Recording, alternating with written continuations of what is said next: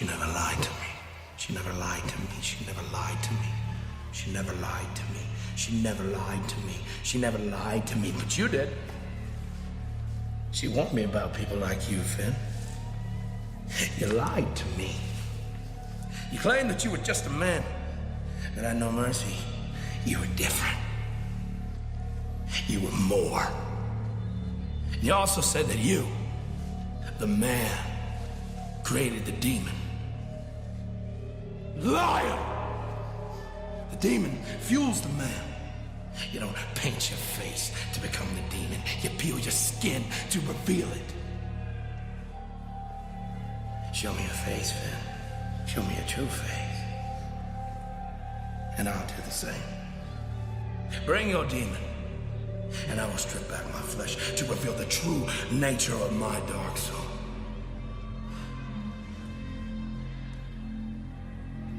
Abigail is alive, and she is dying to meet you.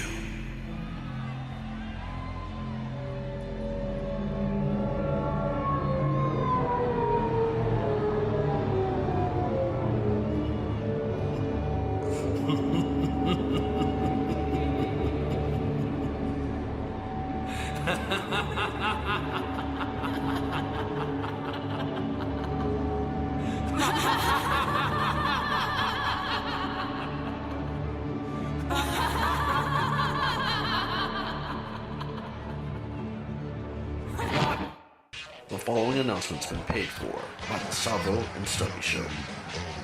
Quiet on the set. Can we please have quiet on the set?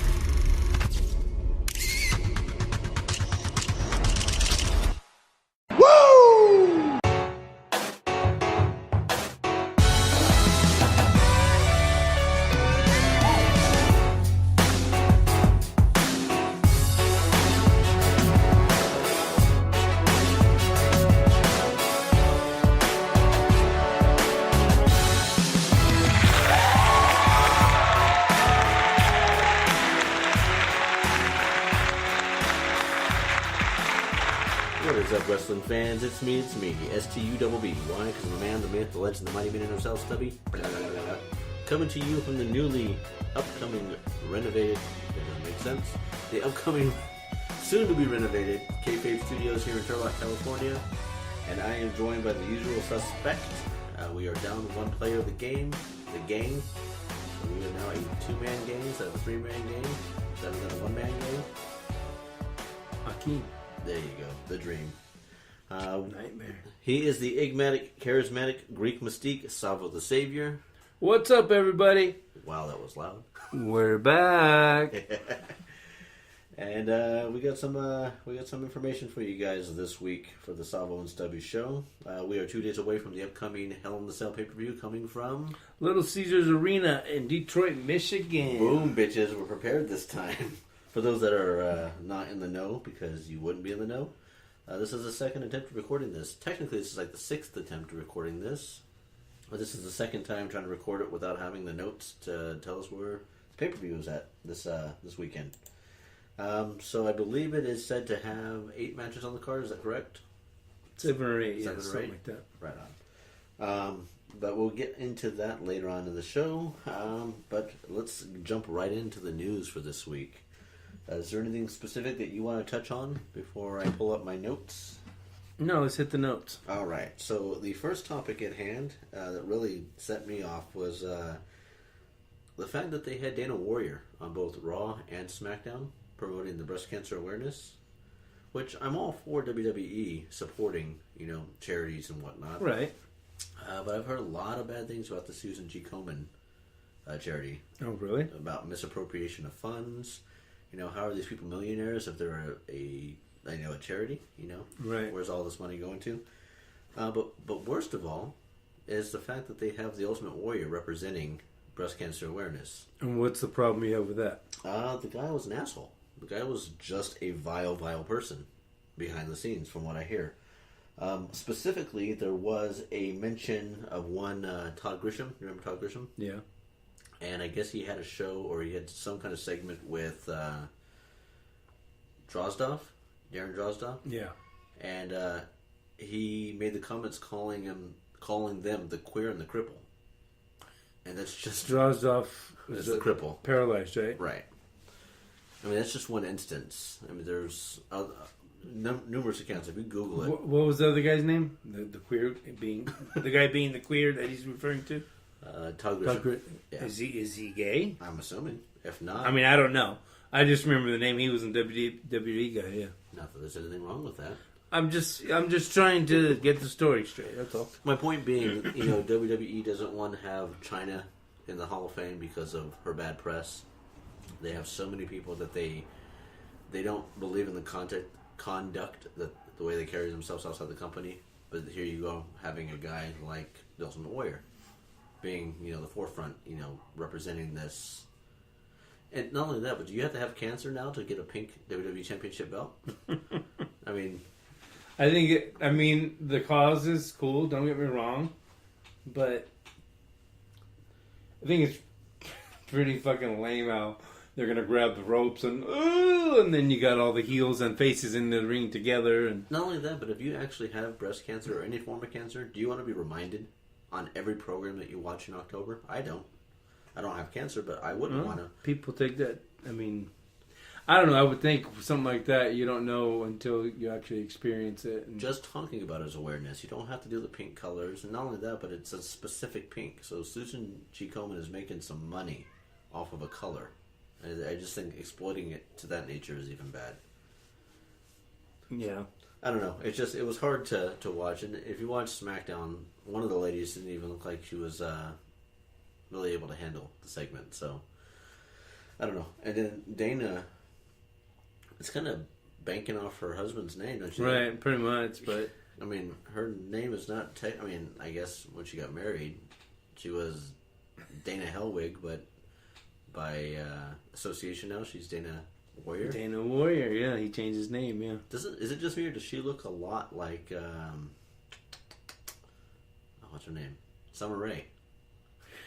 I think so, yeah, a little bit. Just an older version. All right, so that was one of the topics. Another one is the promo styles of one Enzo Amore. A lot of people are saying that they do not like the guy being in 205 Live, and he is a bad representation of the title and a bad representation of the cruiserweights. Period. Right. What is your take? I think he's great on the mic. He always has been. I personally don't really care for him. I mean, he's annoying, but like I said, he's great on the mic. As far as wrestling talent, I don't. Is he a talented wrestler? I haven't really seen anything. Love him or hate him, the guy can cut a promo. Right? Yeah, no doubt about that. Legitimately, he has brought eyes onto that 205 Live programming. Right. I have found myself for the last 2 weeks, going into 3 weeks now, watching 205 Live just to see what he has to say. Yeah. And not only that, he does it in a way so that you want to hate him, but at the same time you want to like him. He's like The Miz. Right. Except he can't wrestle. But there's also a lot of controversy. I wouldn't say controversy. I did say controversy. There's a lot. There's a lot of issues with him and one. I'm so bad with names today. I don't know why that is. Oh, Corey Graves. Corey Graves. I guess Corey Graves' son was at a Little League game and hit a double and proceeded to do the Enzo Shuffle. And Corey went on to post he failed as a father. And so the Enzo responded with, "You didn't fail as a father, you failed as a wrestler, and that's why you're sitting behind that commentator table." In a suit, yeah. And it's funny because he did an ode to him whenever he came out, too. He was talking to, I think, Drew Gulak, saying he looks good in his suit, and you can join Corey Graves behind the commentator table. Yeah. But the ironic part about that is if you followed NXT back in 2014, 2015, Corey Graves can't wrestle. No, he's El Generico without the El Generico. He's just generic. I guess he was someone called him a Walgreens CM Punk because I guess he wore green trunks and they were banking on the fact that he had tattoos. Yeah, he looked a little rough, but pretty boy rough. I don't know. Enzo in this instance is balancing between heel and promo.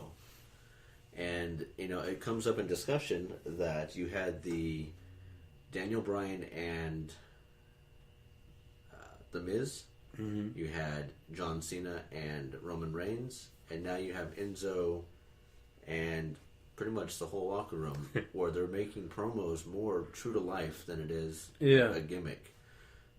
What do you think it's working? Yeah, I like it. I think it's, again, I've always been more into the realness of the product. So it's definitely bringing that out. I mean, you can tell he's got heat.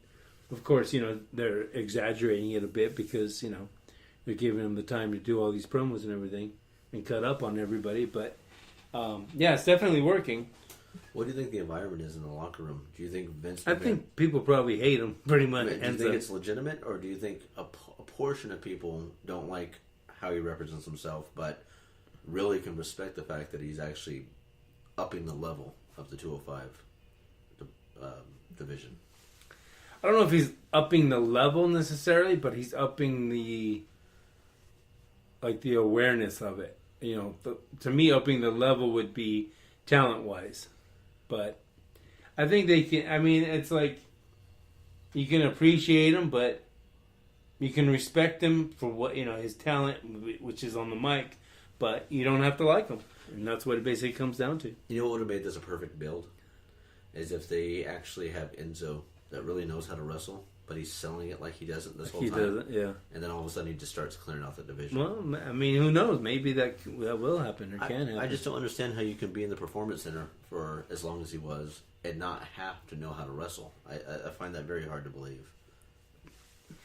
Yeah, well, he had, not that Cass is like great or anything, but the two together, he had the strength and all, the size and all that, where Enzo had the mic skills. So this leads into one topic that I brought up on the Savvo and Stubby Show page, and one topic I brought up on a previous episode.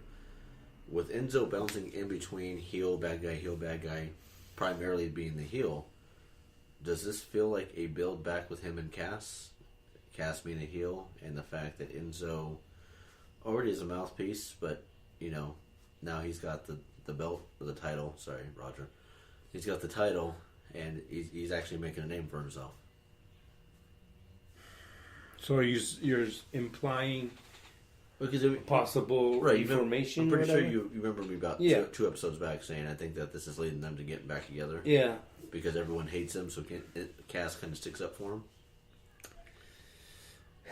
I mean, it could go that route because, number one, Cass is gone, so, by the time he comes back, they could have something going with that, yeah. I'm going to say no, just because of what's already happened, but, I mean, you never know. It's hard to determine. I don't remember what I was going to ask on the second part. I'm pretty sure it was something that I brought up on the... I do remember now. So with the fact that the storyline for 205 Live right now is that nobody on the roster, with the exception of Kalisto, can lay a hand on Enzo, nor can they challenge him for the title. Yeah, but for how long? Right, that's undetermined. But my question that I proposed on the website was, could this be a slow build to start getting people onto the 205 Live brand by, let's say, Kalisto and him have a match, and the feud gets squashed right there, Enzo wins. Now, Kalisto doesn't have a shot at the title. I mean, unless there's more to the storyline.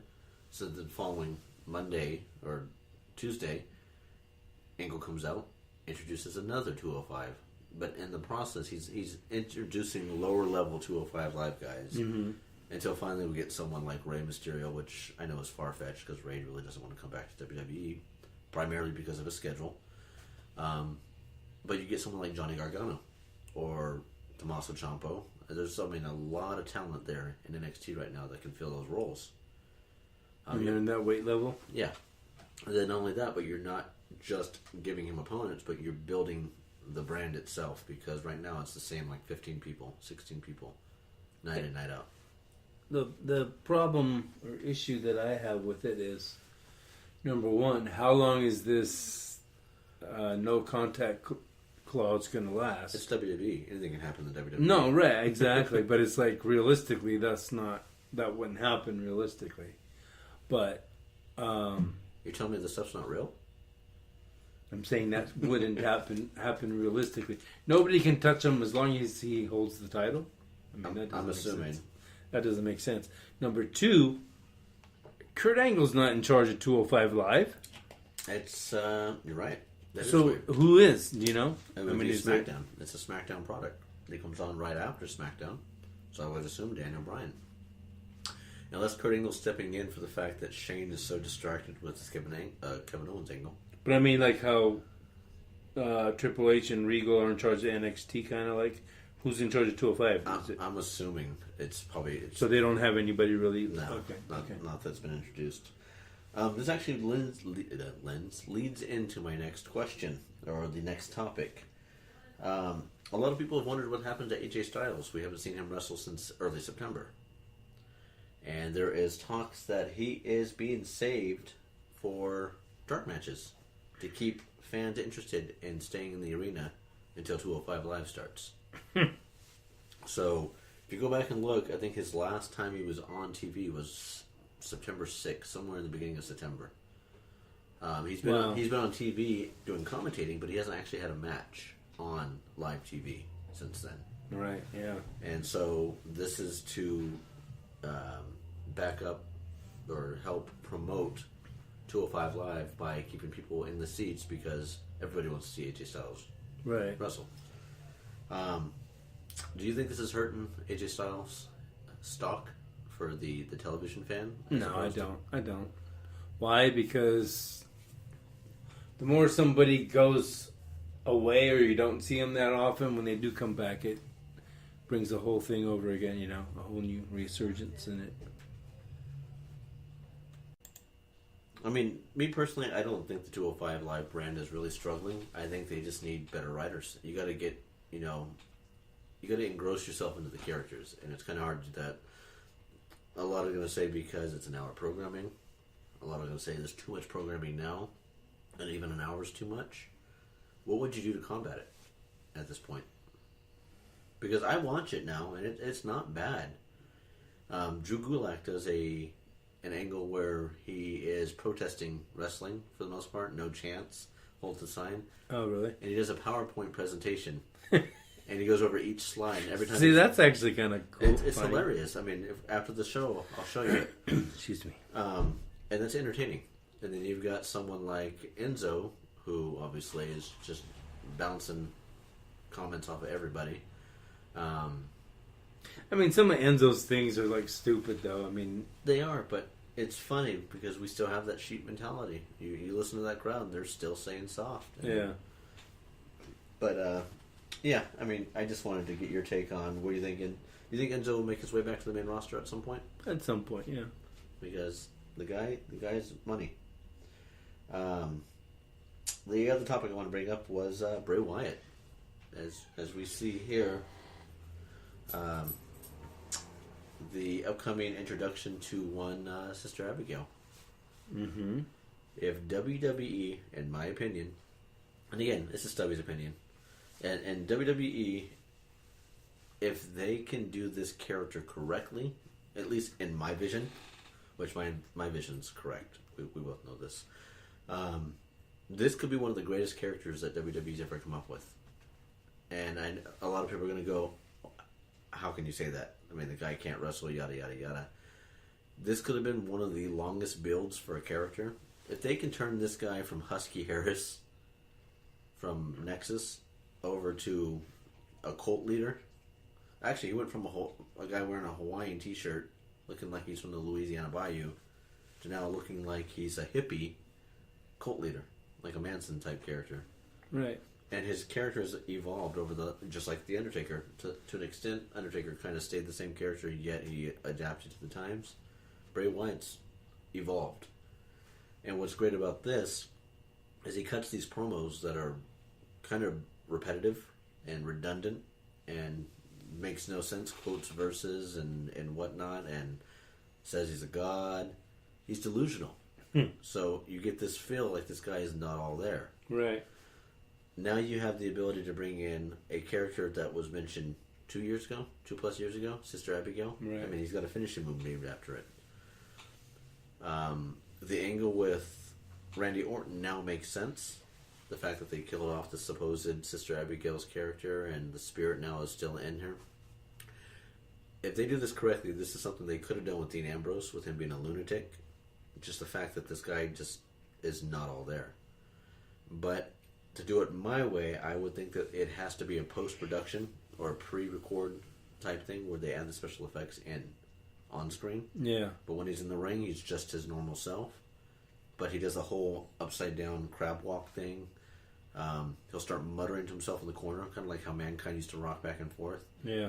And then just have his violent style. I mean, because watching Bray Wyatt, the guy's a beast when he wrestles. Yeah, he's pretty aggressive, yeah. The Uranagi's he does, where he throws the guy off the rope and then runs and does a crossbody, throws himself at him. Right. Just vicious. And I think that's the kind of character you need for that. It's definitely interesting, to see what they're going to do with it, how they're going to do it. I mean, if you're making a movie, it'd be probably easier to do, but doing it in the ring, I don't know. It's going to be interesting, though, to see what they do. WWE has a tendency of, I guess, because it's our podcast, we can say however we want, blowing their load a little too early. Yeah. They did that with Bobby Roode's entrance. They could have saved him for Dolph Ziggler, 3 weeks later instead of having him premiere on an episode of SmackDown that nobody cared about. You had Bray Wyatt win the championship at Elimination Chamber. That was like a waste of a title run. Exactly. If you had him now come out as the Sister Abigail character, I mean, he's already got a cult following. Even though he's losing matches, those lights go off, the fireflies come out, and you follow the buzzer. If done correctly, this can be a badass character. I hope it is done correctly. And I hope I like it. I really don't want to see him come out and drag. Well, the thing is, I mean, like we just said, or you said, he's been losing quite a bit lately, and he needs something. See, that's what makes the character great, too, is because as Bray Wyatt, the person, he's just delusional. He's not winning matches. He still thinks he's on top. He still thinks he's got a following, yet his family's left him, and he doesn't acknowledge it, which is pretty cool, too, if you think about it. Yeah. The guy thinks he's still got the whole world in his hands, and he still carries himself like he's got a cult. Right. Yet no one's backing him. Whether Harper and Rowan are there or not, he's got other people behind him. Right. And, if this also is done right over time, I mean, I don't know if WWE ever wants to touch on it, but Braun Strowman used to be in the family. Right. So exactly. if Bray Wyatt can get to that level, which I think he can, then you've got yourself a Braun Strowman versus Bray Wyatt and some legitimacy behind it. Yeah. Speaking of factions, the Wyatt family and whatnot, I'd say about 7 or 8 episodes back, I mentioned in passing that this was going to be the year of the factions. Correct. And it looks like we're slowly across the board on all 3 programs starting to see this come into play. You've got the potential tease of the Bullet Club, the Balor Club, with Finn Balor. You've got the CFOs, known as Undisputed on NXT. You've got Sanity. The Shield. The Shield. You've got the Miztourage. Yeah. This feels like a slow burn to something on a larger scale, almost like a War of Worlds type thing. Yeah. What are your thoughts? I think it sounds good. I like to see the gang warfare mentality. Like back in the day, they had the Nation of Domination, and DX, and they had who else was there? Well, I can't think of their names right now. But anyway, they had teams, whatever you call them, factions, and just made for better storylines. Right. Because it's when you gang up on somebody, jump them from behind or whatever. When there's like 2 or 3 of them on one person, it just makes for better TV. Which is funny because this leads into my next topic. NXT just announced. Excuse me. Triple H announced on Twitter NXT War Games, a former WCW pay-per-view branded show. Almost like the WCW paper. I mean, like their WrestleMania, basically. Right. Almost. Other than Starrcade. Right. So you being the representation for WCW/Impact, what are your thoughts of WWE reintroducing WCW branded shows, whether they be pay-per-views or live events? I think it's great if they do it right. I don't understand it being being an NXT thing though. Which, I kind of get it because they want to test the market first before they bring it to the main show. On the other side of this, though, I don't like the actual match that they have announced for it. Right, that's what I mean. It doesn't make sense. And now, I listened to a wrestling news podcast thing, and they were saying this is the first time they've had a 3-on-3-on-3 lineup. But I also listened to a podcast that said there was once NWO Wolfpack versus WCW versus another NWO regular. Yeah, and that was a 3-on-3-on-3. It was like Luger, Hogan, and somebody. My point being is it one or the other? I mean, can you recall? Do you remember War Games? I don't remember specifically a 3-on-3-on-3 or whatever. Two of the teams that are, or two of the factions that are mentioned in this is Sanity, which is a very solid faction. Then you have the CFOs, and I say CFOs for those that don't know. It's Adam Cole, Bobby Fish, and Kyle O'Reilly. So the initial CFO, but they went by the name Undisputed. They've done the whole NWO, sabotage coming into the show. They're not announced, takeover type thing. Two legitimate teams fighting against each other. Now you have the Authors of Pain, who was initially rumored to be the mystery team that was attacking the Fashion Police, which I'm glad is not the case.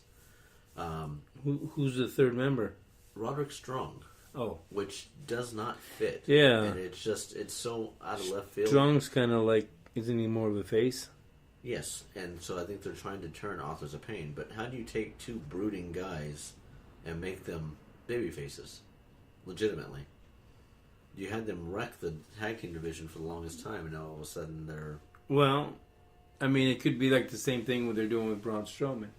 I mean, while he's not necessarily a face, everybody cheers him. No one cheers for Authors of Pain, though.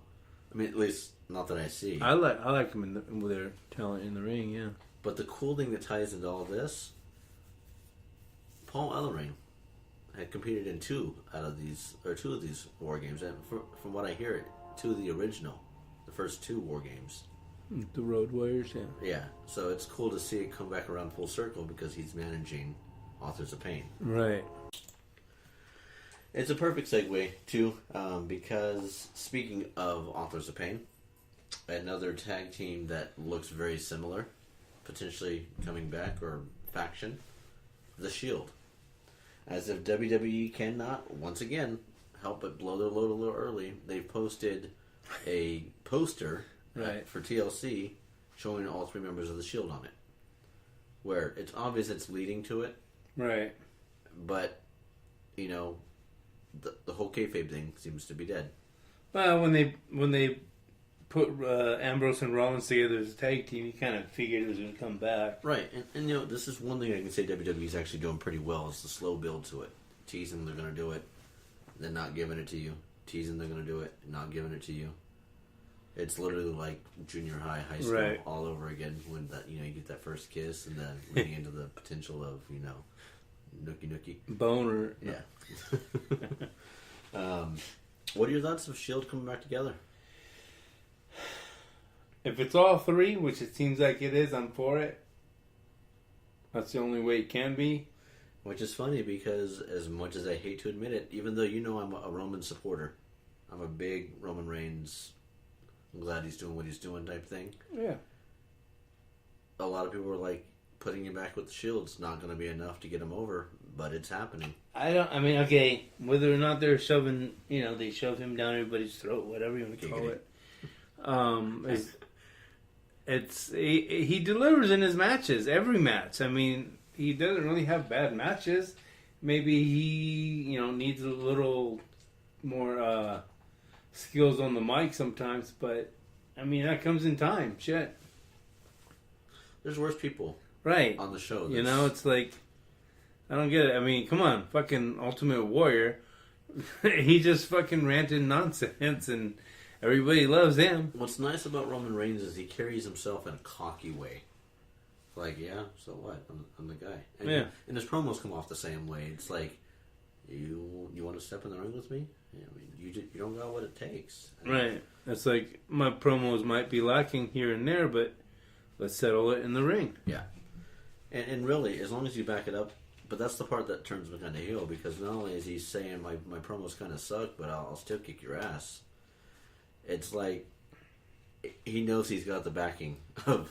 Right. And so he doesn't have to try as hard. And, the more I thought about it, Cena was kind of right. He really is not trying to bury talent. He's trying to bring out the best and see if they can carry the torch or, carry that energy. So that's the thing. A lot of people, I think, I'm not backstage. I don't know. I don't talk to these people. But a lot of people, we talk about Cena buries people. This guy buries people.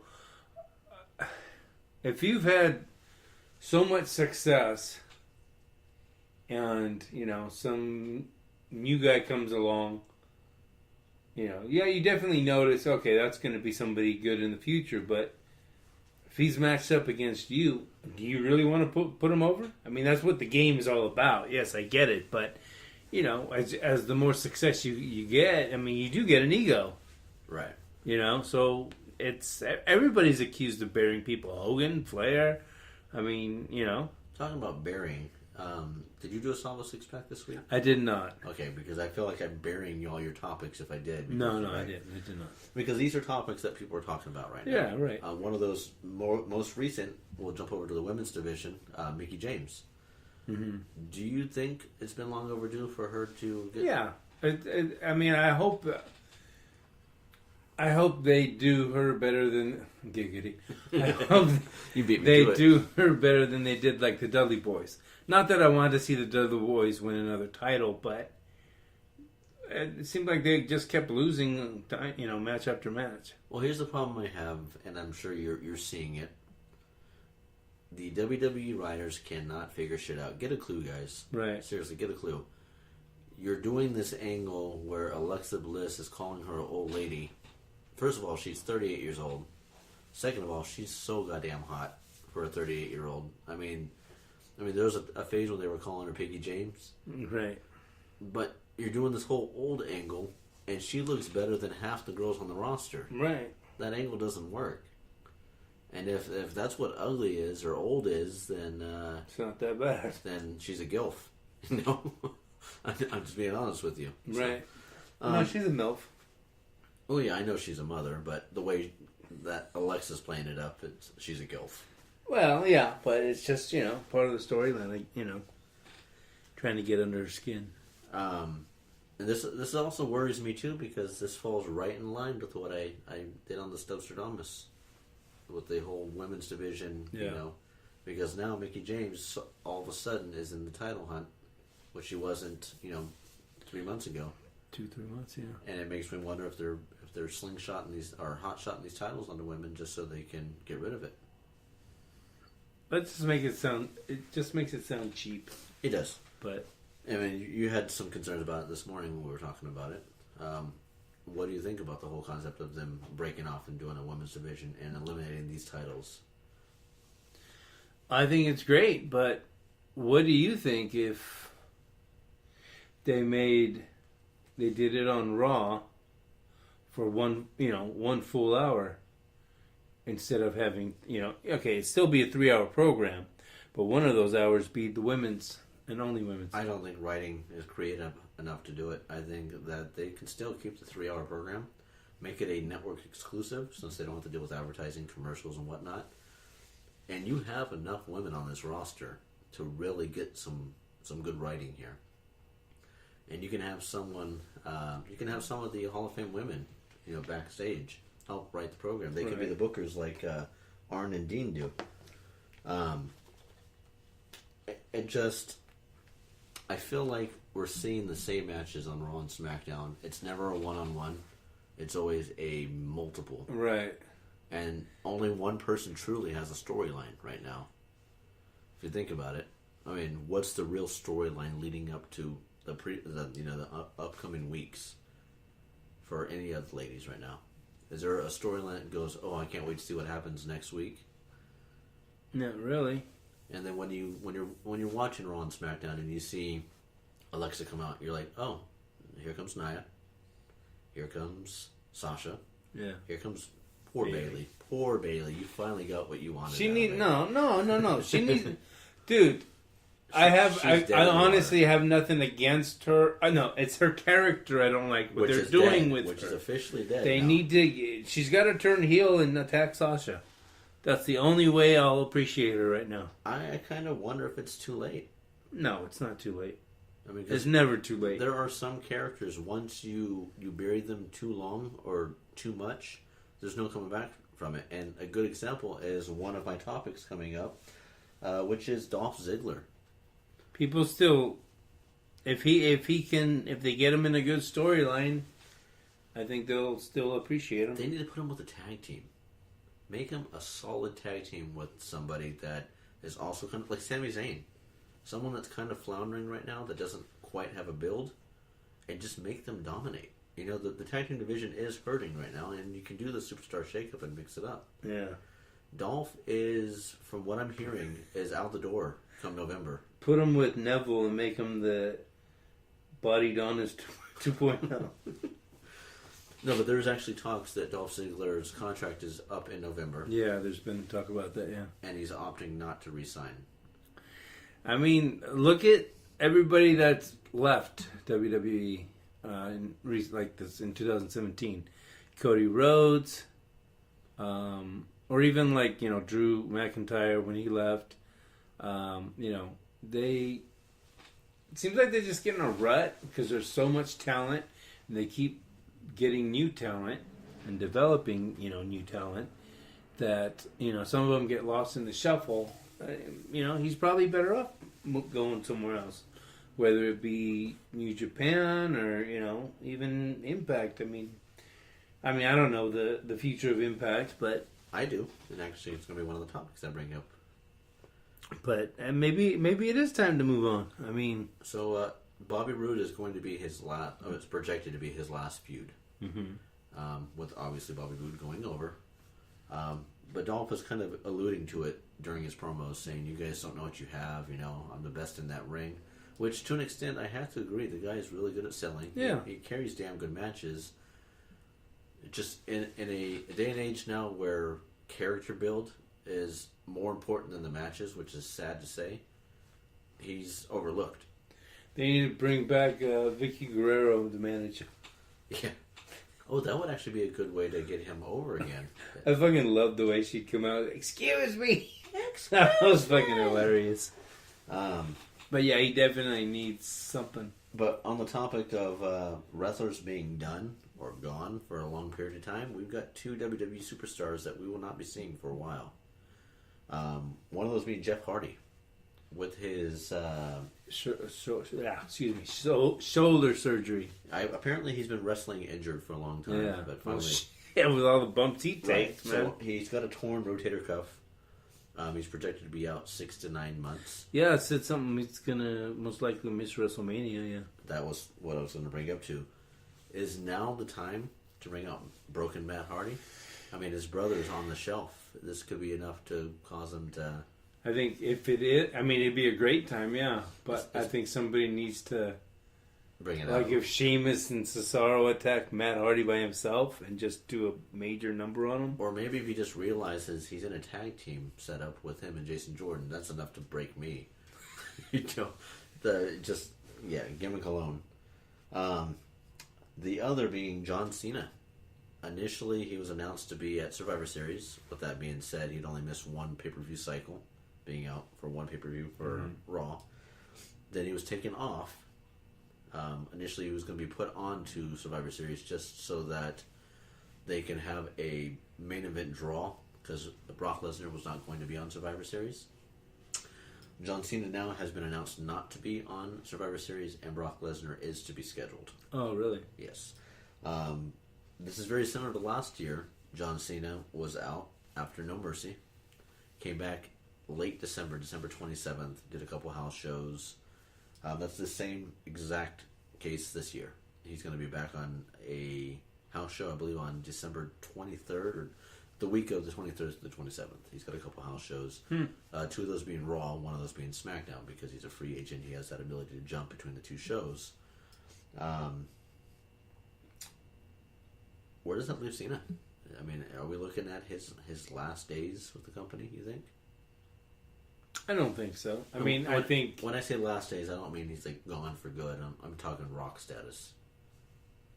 I think he'll make more appearances in The Rock, but yeah, it's evolving to that, yeah. Okay, the next topic I was initially going to talk about was the Fashion Police storyline, but I'm going to jump past that, add that into when we go over to the card. Mm-hmm. The future of Impact / TNA / Anthem / GFW. NWA Extended. NWA TNA? Yeah.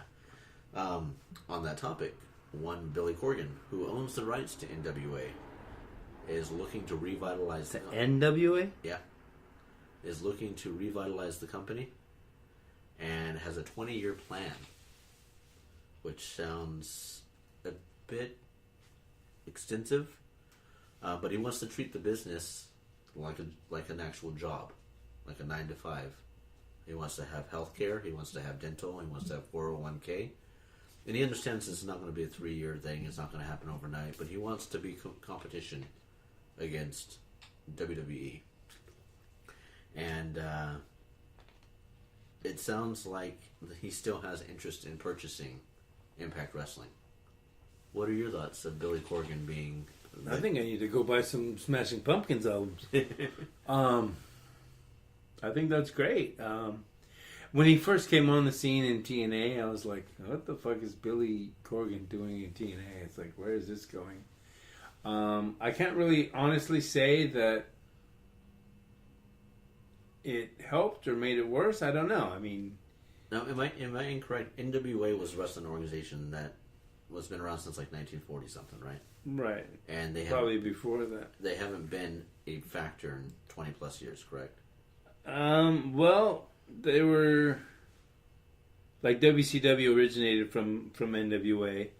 When TNA first started, they were actually called NWA TNA, Total Nonstop Action. Right. But ever since then, I haven't really heard much about anything NWA related. I ask because I know WCW, the whole was bought out by WWE. Mm-hmm. Now, was NWA not included in that when it came to the archives and likeness and whatnot? Because from what I'm hearing, Billy Corgan is having content for NWA ceased, put on hold right now, until he can rebuild the company.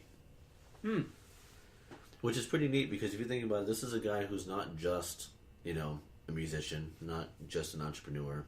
He's like another Chris Jericho. He is a wrestling fan, and he wants to see the business thrive. And I think with his resources and his outlook on things, he can actually revitalize this company. Yeah. Now, it would have been nice if he started this 6-7 years ago, because WWE's kind of floundering right now on the entertainment side of it. But 20 years is a long time. Didn't Billy Corgan play in that movie Powder? I think so, actually. It's not. I just popped in my head. Damn, he does look like that guy. Yeah, he does. It's like Powder's like if Billy Corgan and Sheamus had a love child. Or if... forget it. Inappropriate. It's a podcast. Or if Sheamus shot his load on Billy Corgan. Wow.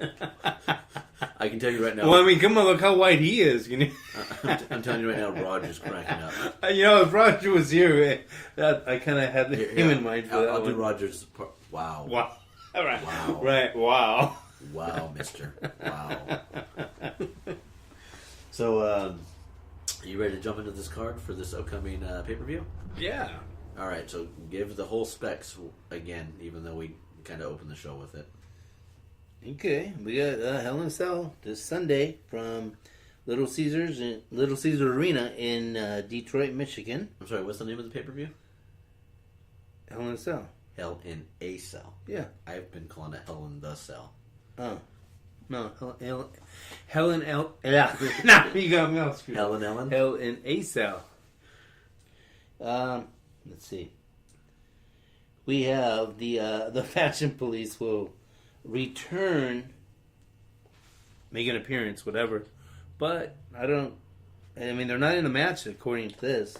This, I can see being a show opener. You know, the pre-card type thing. Mm-hmm. And it was initially, and I know I'm not crazy, it was initially announced that they were going to do the Fashion Police on SmackDown this week. But I'm guessing because the segment was Shane and Cohen's, Kevin Owens, there's your whole Brock Lesnar and... Or not Brock Lesnar, what was the one that you... Brood? Bobby Roode? Oh, yeah. Last week.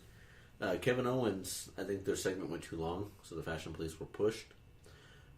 If you look back, I did say on the Savvo and Stubby show that it was going to be announced this week. On a technicality, Sunday is still part of this week, so if Luke Harper and Eric Rowan show up, Stubstradamus strikes again. Did you see when Shane was coming down the staircase, you know, after he got his ass beat and he was coming back? Yeah. There's a girl. You know how they have The one that was twerking? Twerking, yeah. Okay, I just had to throw that in there. Okay. The kickoff match is Chad Gable and Shelton Benjamin against the Hype Bros. I'll let you go ahead and give me your take first. I'm going with Gable and Benjamin because I see the Hype Bros breaking up. That is correct. That is my pick also. It has been rumored that the Hype Bros are going south. And there's also talks that we might see a reunion. Reunited? Reunion. I don't know. Reunition. What the hell is the... We are the nation. Reunition. Reuniting of one Kurt Hawkins and Woo Woo Woo. I can't think of his name. I am so bad with Zack Ryder. Zack Ryder. Okay, to that I just have to say, who cares? I mean, I right now I can't think of a time when they were together, so I really don't. Let's pause for it, and we'll insert the soundbite. I'm trying to think, and I just can't remember it. But anyway, was that an NXT thing? Or? No, you want to add the who cares? Ooh, Okay, sure. You ready? Wait for it. Who cares? Awesome. That was awesome. Now, if I don't remember to put that soundbite in, this is going to be awkward. That was awkward. I think they need to get. Oh wait, no. Aren't Arn Anderson? No, aren't T Anderson? No, aren't Heath Slater and Rhino? No, the other guy you just mentioned. Kurt Hawkins? Yeah, aren't they like? Don't they look alike, kind of? Yeah. Okay. I just don't understand the hype what they did with Kurt Hawkins. Hype Bros. They built him up just to make him just. They didn't even really build him. I mean, those fucking promos were stupid as fuck. It was entertainment. It wasn't. It was lame. It was annoying. It was a waste of shit going through my ears, you know? It was just like nonsense. All right, what's the next match? Orton versus Rusev. That one. Now, I told you before we went on the air that I believe there was 8 matches, that I was going to get 6 out of the 8 correct. This is not one of them. Really, the way that they've been building up Rusev, I can see Aiden English helping him out with this win, Yeah. and Rusev getting the win over Randy Orton. Yeah.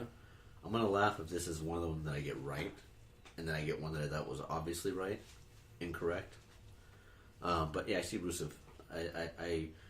They should reestablish this guy because he does have some brute power, and you need big guys. That guy's I like him. He's great. Randy Orton was on I believe it was the Edge and Christian podcast, and he was talking about the fact that he's getting older just like Cena, and that he's not able to keep his physique. What an asshole, by the way, because the guy's in great shape, and he's sitting there saying, yeah, I'm starting to get flabby.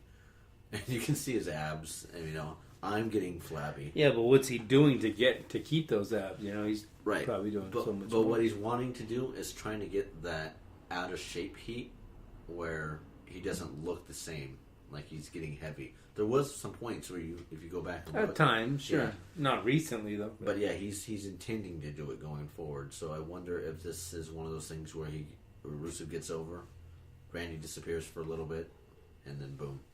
Could be.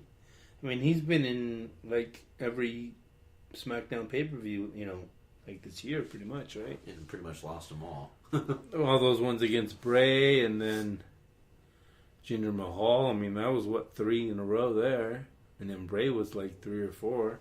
Yeah, that's 7 months, right? Jinder Mahal has had that title since WrestleMania. Yeah. I mean, we're talking almost 6 months now. There's Oh, talk 6 months. there's talk that he'll probably keep it through the year. Man, you are just stepping all over my notes, man. Yeah, he'll have it until Royal Rumble. My bad. No worries. Next matchup we have Bobby Roode against Dolph Ziggler. I'm going Rude because it's just makes so much sense. Yeah, I discussed this on the segment about Dolph Ziggler. I believe Dolph Ziggler now is that get over talent. Right. You've given him the rub. Exactly. And as much as it sucks, because I do closetly like Dolph Ziggler. I mean, he's great. He's now what Daniel Bryan was when he first came to WWE's main roster, where he's a great wrestler, but why am I watching? Like, I don't know if you remember in the very beginning when Daniel Bryan came on, I was so bored watching his matches when he had the shaved head, or the short hair, and he had that very generic intro, which he still has, except now it does the whole, like... Yeah. But, like, I couldn't get into his matches, and then something clicked. Problem is, Dolph Ziggler clicked 12 years ago. Right. And hasn't clicked since. So, I want the best for the guy, and I think if he can go over to New Japan... He deserves better. Yeah, if he can go over to New Japan and rebuild himself, which I'm sure he can. Yeah. I don't see him doing that strong style for the most... Well, actually, yes, I can, because I've seen him do his headbutts. I can't see him doing, like, the flips and tricks. I can see him just mat wrestling, which, from what I hear... I mean, Josh will be able to be a better input on this, but what I hear, that's what they're looking for over in Japan. Wrestling. Yeah. Not storyline, for the most part. Right, exactly. So, who'd you pick? Oh, you did. You said Rude. Rude. I I didn't pick... Well, go ahead with yours. No, I picked Rude. I didn't pick Orton or Rusev. It's really a toss-up. I mean, it could go either way. Both of them have lost often, and both of them have won. Except Rusev probably lost more lately. I just don't see why they'd have such a build to Rusev Day. And Right. I'm going to go Rusev, yeah.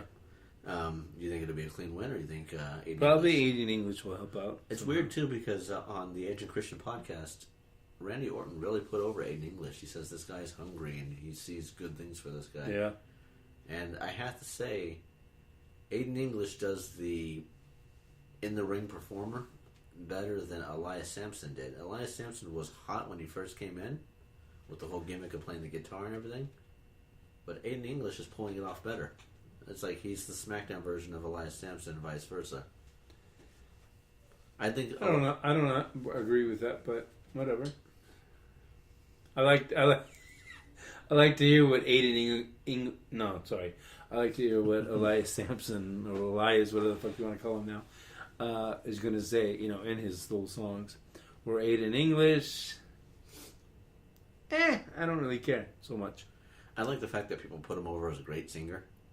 Sometimes he can sound okay, but Yeah, sometimes it's in spurts, but like he does it in a way where it's like he's trying too hard, right. And like people like Kevin Owens, like you're a really good singer. You know, like, He wanted him to sing. you're just being an asshole, dude. All right. We have the United States Championship. AJ Styles versus Baron Corbin. This one sucks because we know what direction this is going. AJ Styles is a draw no matter what. He doesn't have to have a title on him, and this is the best way to get the U.S. title off him and put him in the main event picture for the World Championship. I see Baron Corbin going over, unfortunately. I don't think it's a strong enough match or a strong enough build, but Baron Corbin's getting the win. 100% unequivocally. Yes, Roger, unequivocally. Big word. Well, I'm going with AJ. Oh, and not in my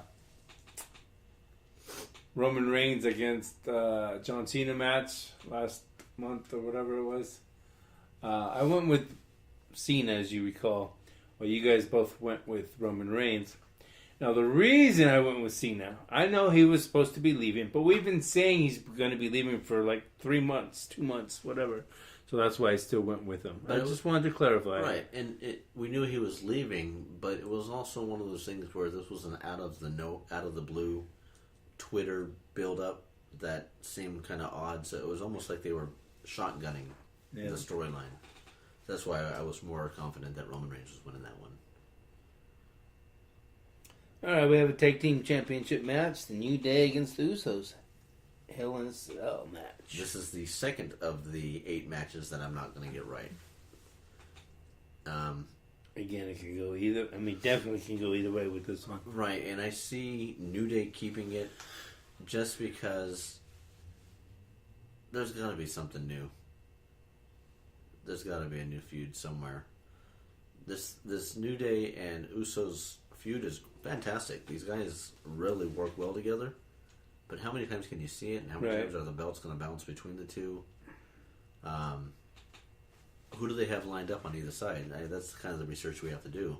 Yeah. Is there a heel tag team right now that can come in to Luke Harper and Eric Rowan? Would be a good one if they're sticking together.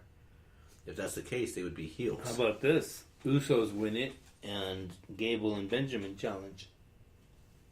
Do you think Alpha 2.0 is strong enough right now in this early stages to even be? Hell, I didn't think Bailey was strong enough. I didn't think Cass and Enzo were strong enough, but you know what? I'm gonna go with that too. I'm just saying. You convinced me. My booking versus your booking in this instance is actually a better booking. Too bad we're not writing for the WWE because I'm telling you, there's so much more we can do with this. Yes, Usos are going to win it. You think so? Yes. Don't convince me otherwise. All right, next up, we got the Women's Championship match. Natalya versus Charlotte Flair. This one's easy. This one's swish. Why do you say it's easy? Because what makes you so sure? This was Charlotte not being on programming for the last, month and a half, 2 months because of her dad being in the hospital. I believe Natalya was a transition champion. Why even take it off Naomi? Just to draw interest. You know, Natty hasn't had it in a while. Plus, this also leads into my whole shocking in the titles so that they can... Charlotte hasn't held this one yet, huh? Actually, now that you said that, I don't think so. So she'll be the second. Right. Because Alexa Bliss right. Yeah. However, we still have a Money in the Bank cash-in available for Carmella. How great would it be that Flair comes out to congratulate her and for her winning the title and everything, and she dedicates the win to her dad, goes in to hug him and everything, gets distracted. Carmella cashes in, gets the belt. That wouldn't be great. It wouldn't be great, but it'd be great heat.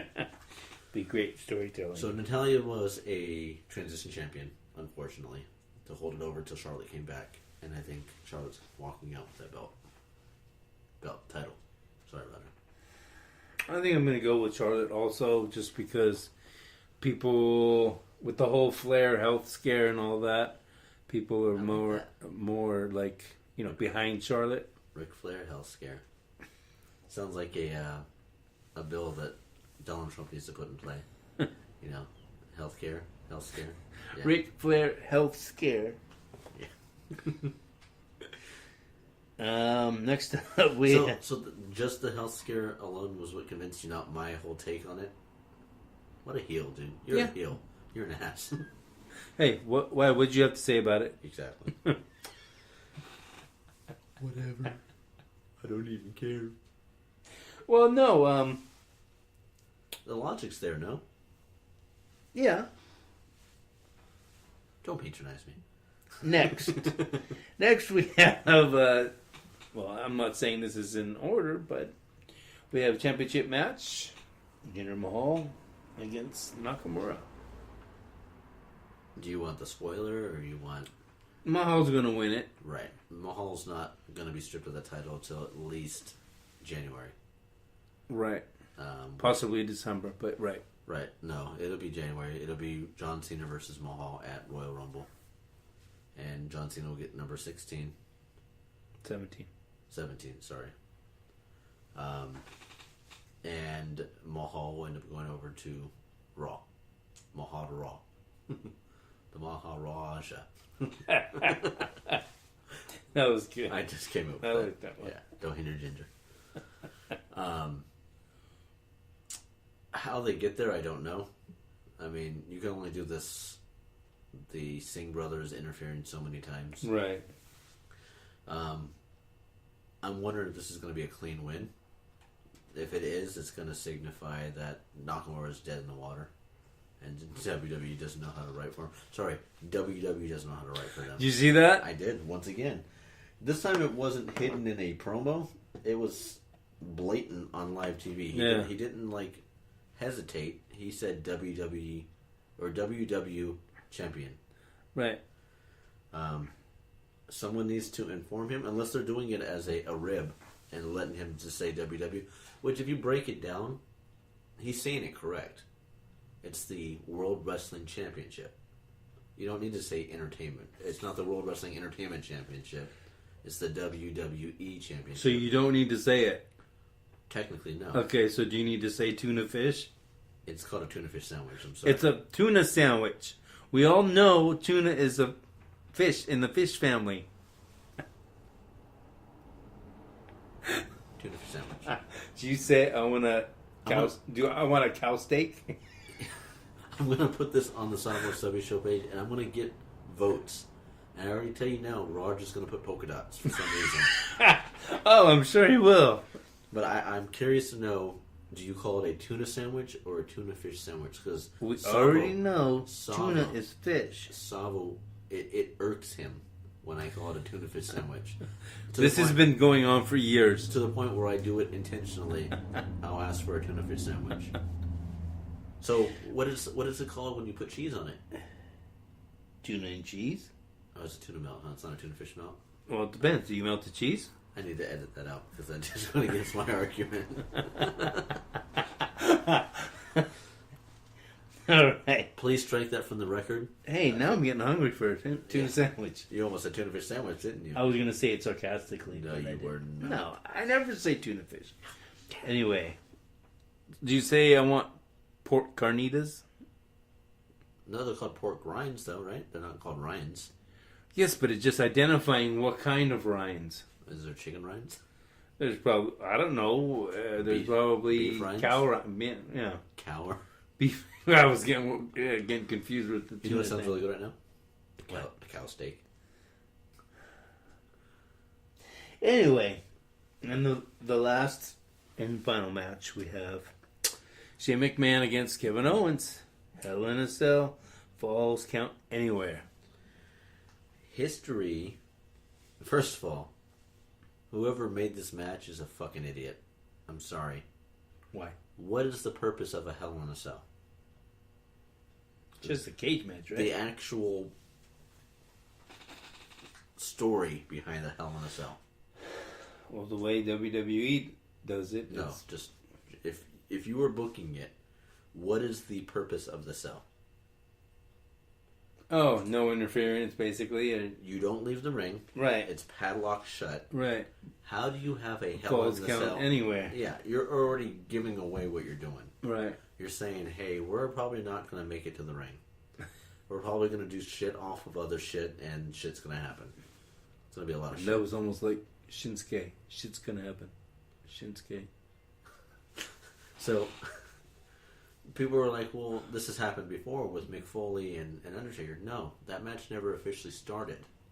It didn't? No, Mick Foley immediately went to the top of the cage to start that match. Oh, yeah. I was like, that's right. I just saw that like the other day on something. It was just like, So he's going right up to the top. that means they're going to repeat it where either it's going to start in the back locker room, or it's going to start in the audience, or it's going to start at the concession stand. Speaking of concession stands, I listened to Vince Russo's podcast, the segment where they were wrestling around the souvenirs and everything. Yeah. The three guys working the souvenir bit, they're local talent. They're part of Rocky Mountain Pro. Oh, really? And Vince Russo named them, and he's like, wouldn't it have been great if they went into business for themselves, and instead of being extras that are just watching and selling merchandise, they actually attacked Shane or Kevin Owens? Yeah, And that got would be real cool, heat. yeah. Because now you got the Shield that can actually take on these three guys who are outsiders, legitimate outsiders, that went into business for themselves. Yeah. And ruined WWE programming. Now the Shield comes in and defends the honor of the company. Right. Vince's booking. And I thought, dude, that's genius. It's live TV. What are you going to do? I don't know if... Well, it depends how good they are, really. They're semi-pro wrestlers. Semi-pro, it sounds weird. They're indie wrestlers. But it's funny to think if they would have went into business, Yeah. Vince would have had to pan to something different, Yeah. to another program. Like the camera goes to the back and Orton's back there smoking a cigarette or something, like caught off guard. I don't know. Shane McMahon's going over. You think so, huh? Yeah, I think the fact that Kevin Owens was very adamant about saying he's going to throw Shane off the cage is usually the reverse. It's usually like, I'm going to go in and beat your ass. The only person that's really legitimately backed up their claim is AJ Styles. Every time he says, I'm going to go in there, I'm going to defeat John Cena, I'm going to beat John Cena, I'm going to have fun beating John Cena. He's actually done it. Has,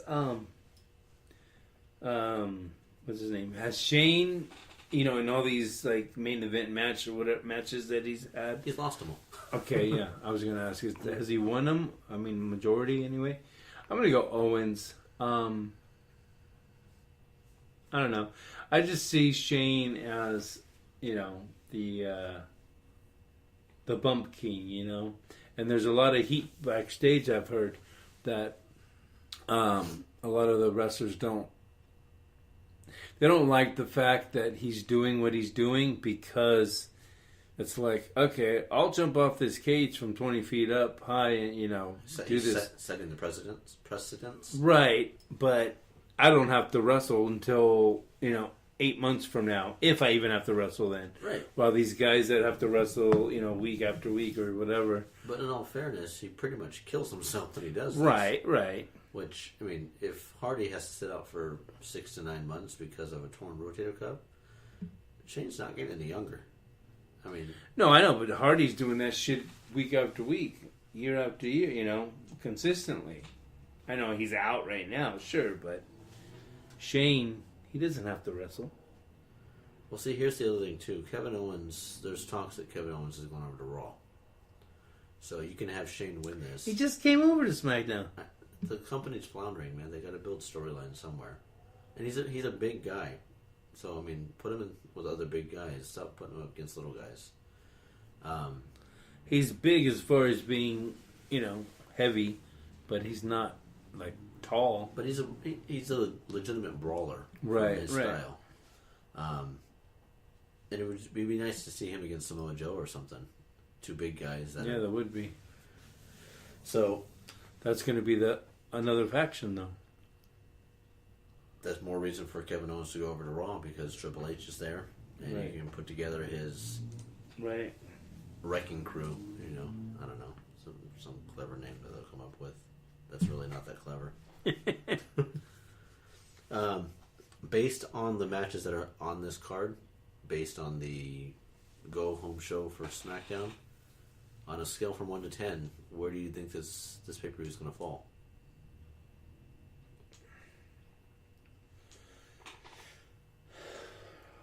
6 or 7. Really? That high? I'm putting it right down the middle. That Go Home show was horrible. Yeah, that was really bad. And it's starting to say a lot because from their viewership on TV, which I believe was down to a 2.3, which for us, we're lucky we get 30 views on a podcast. To get 2 million, right? It's a lot, but it's not. Right. Considering It's not a lot compared to what they normally bring in. You like what I did here? I'm segmenting into the WWE Attitude Era. Say what you want about Vince Russo, but at the time that him and Ed Ferraro were writing for WWE, the Attitude Era were doing 7s. I mean, I think they've gotten highs of like 8, almost 9. To see where that was, and I understand that's 17 or 20 something years ago. We're going 7 million to dropping down to almost 1/4 of that in ratings. Right. I know that you listened to a Eric Bischoff podcast recently. You got really upset with me because I would not listen to it. Not because I don't want to listen to it. I don't know where to find it, first of all. And he said he had some interesting takes on the Attitude Era and about wrestling and about kayfabe and whatnot. What would you like to share? Because I got some things I want to talk about on it also. Well, it was just discussing a lot of of all the podcasters and stuff. Oh wait, we need to stop. Yeah, it kind of made me. That's kind of why I didn't have a 6-pack this week, because it was just he's got a point. A lot of the stuff are rumors, and we're just like in the news today, fake news. It's just well, that's right. Why are we being a part of some of that shit? But in all fairness, though, he's snubbing what makes wrestling itself great. The fact that we're invested that much energy to find out what's going to happen next, and that we're sharing it to the masses, saying, "Hey, I know you like this product. Here's what we think is going to happen. Do you like what we like? Are you seeing the same things we're seeing?" No, it's one thing to give your take or your prediction or your thoughts on a match. It's just that, though. It's a prediction. It's not But no, I'm talking more about rumors, Right.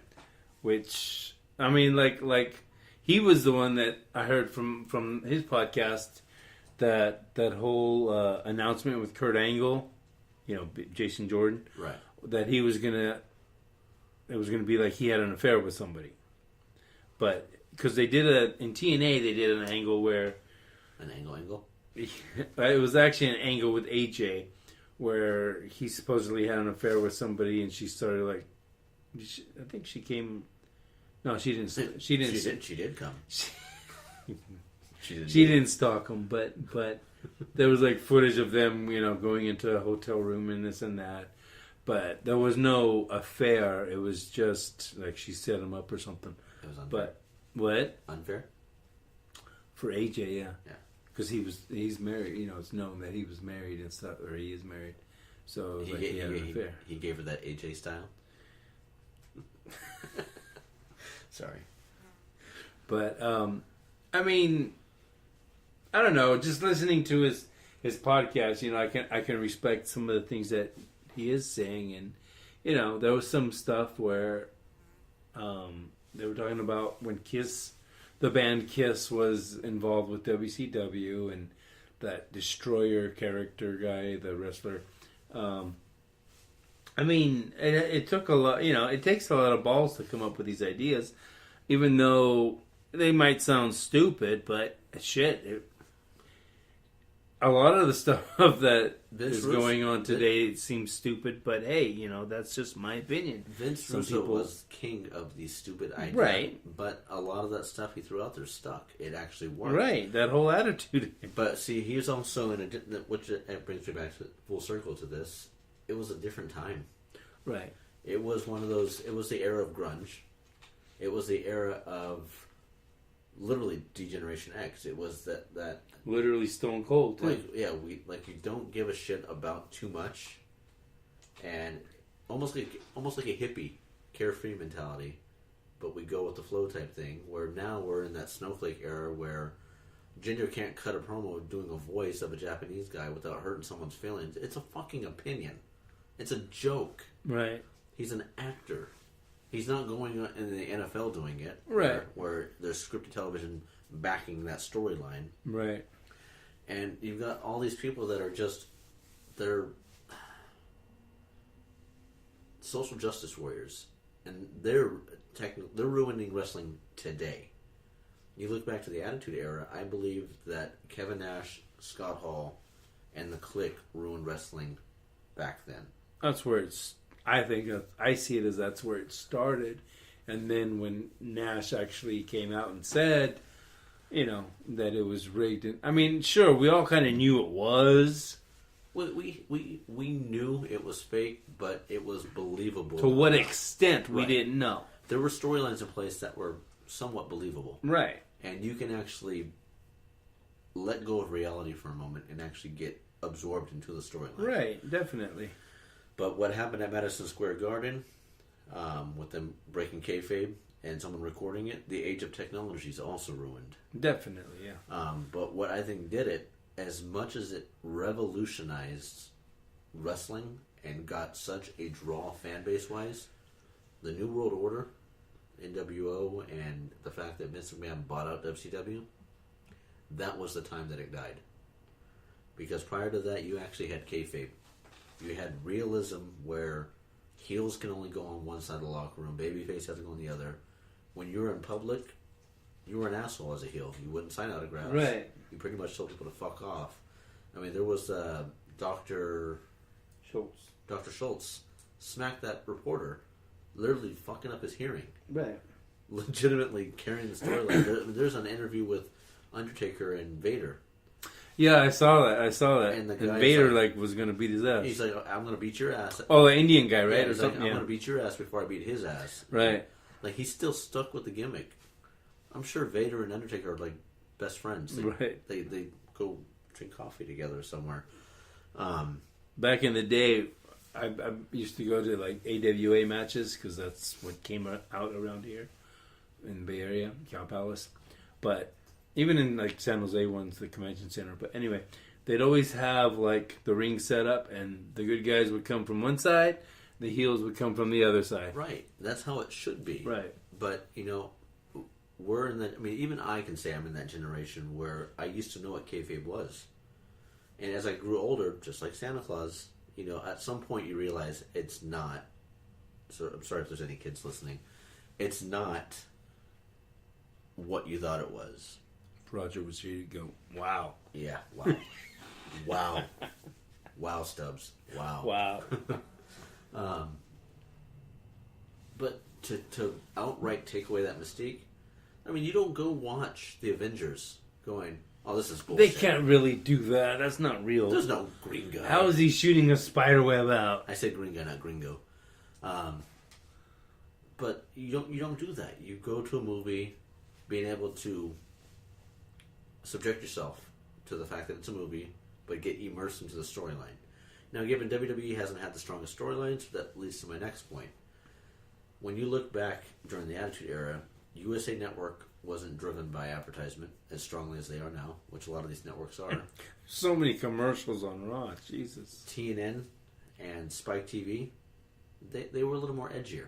They were a premium network channel where it's not like your basic cable, so you got away with a lot of stuff. Nowadays, because WWE is a publicly traded company, Right. you can't do that without losing the backing. And WWE is not in a position, unless they go network, which is on that survey about them doing TV 14 content, which I don't even know how they would separate that. Do you believe it on TV and then let it be said? Or do you do like a voiceover where you have like Funaki saying like the actual curse word in place of where the guy was supposed to say it? Right. But I don't think it's going to be enough. You can't bring back the mystique of the Attitude Era or the Nitro days. Yeah, you can't. Not at this point. No. I don't know. I fear for the business, but at the same time, it's a business, The thing I didn't like about the Attitude Era, I don't know, I was probably just too anal about it, but it was just too made up. It was, I mean, again, I know it's not real. I get it. But it's like, Not even that. It's how are you going to kick your boss and give him a stunner and not get fired? right, and it's not that it was over the top ridiculous. It was stuff that allowed you to escape reality, stuff that you wouldn't normally see. And like you said, would you really be able to kick your boss in the nuts or put a gun to his head and pull the trigger? Right. But it was a chance for you to see that, to live vicariously through somebody else, than as it would be to watch, See, that's the thing. I don't. With me, again, like I said, I always prefer the realism. So when I'm watching, I enjoy the, number one, the athleticism of it, the competition of it. Especially like when they have tournaments that pretty much of people I know. If I don't know the people, I kind of don't have that connection. But I don't know. That's always why I prefer WCW. I know they did some stupid shit too. Don't get me wrong. Well, see, that's the other thing I was going to talk about. There was talks that WWE, what if they were to buy Impact Wrestling? Let it run separate from itself and make it seem like it's kind of like a takeover, back and forth. And you'll never see that again, simply for the fact that WWE is a publicly traded company now.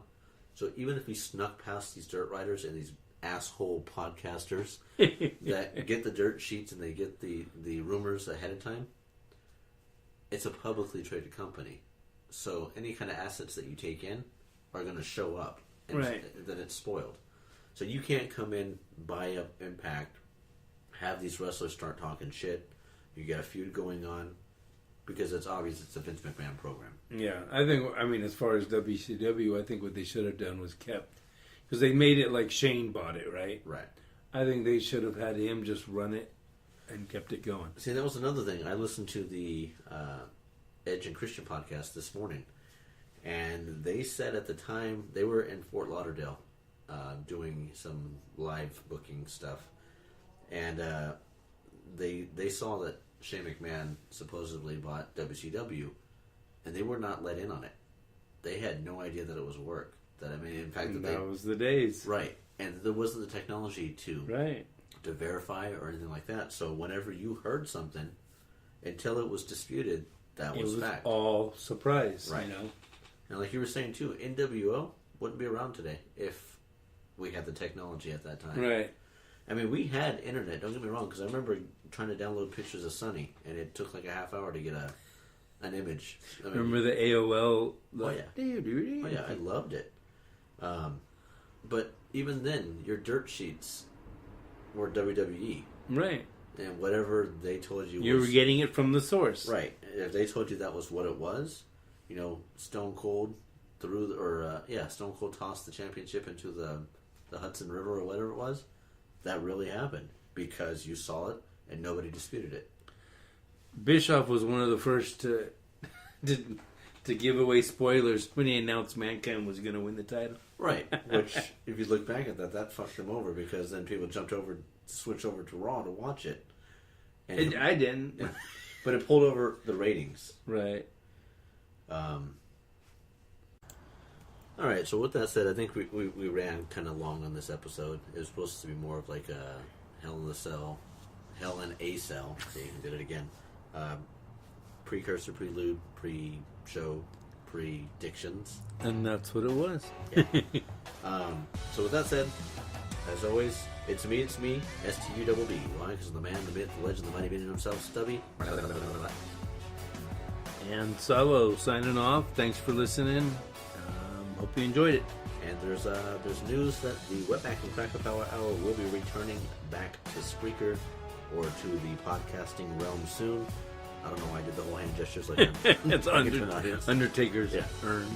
They'll be back on iTunes. They'll be back on your portable device in the near future. Check them out at the Wetback and Cracker Power Hour on Apple iTunes or the Wetback and Cracker Power Hour on Spreaker. I'm trying to work with them to see if they will be coming onto the Savvo and Stubby Show network so that we can get more programming and bump up ratings, because we are not getting ratings. We are not a draw. We suck. But if you listen to this point, we got you. Thank you. Thank you. Check out the Savvo and Stubby Show through the Google Play or the Apple Store by downloading the Spreaker app.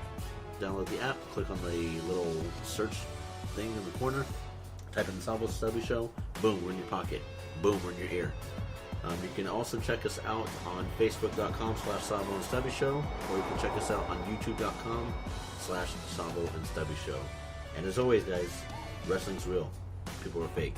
Stubby out. Later. So gay. What? Gay. I don't know if you were waiting for me to say something. I'm still recording. Oh, well, Say something good clever. night, everybody. Say something clever. You know, you have to have a catchphrase, like, you know how, what's her name? Carol Burnett, you would, like, tug on her ear or some kind of thing to go off the air to let people know that the show is over. So, what's your outro? Later. Good night. All right. Stubby out.